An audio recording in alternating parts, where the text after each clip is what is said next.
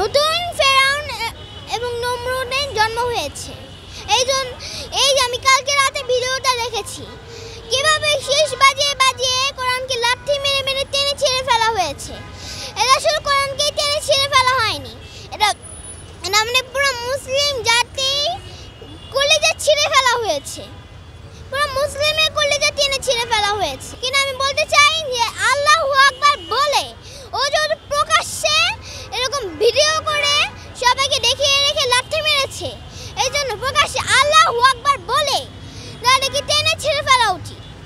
সে যে কালকে রাতে যে ভিডিওটা করলো, তাকে তো তার তো এখন বেঁচে থাকার কি অধিকার আছে?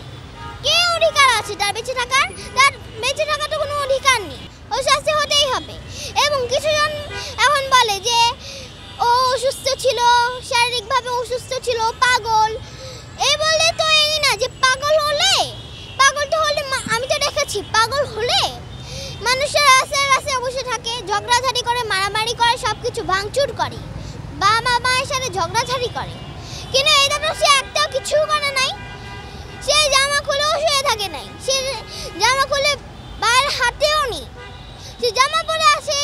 যদি সে পাগল হয়ে থাকে তাহলে সে তারা তো ঘুম চিনবে না, খাওয়া চিনবে না, তাহলে ও কি করে বুঝলো যে কোরআনকে লাঠি মারতে হবে, কোরআনকে শেষ বাজিয়ে বাজিয়ে লাঠি মারতে হবে, নাচ করতে হবে, ভিডিও করতে হবে? এগুলো সে কি করে বুঝলো? যে এরকম ভণ্ডামি করা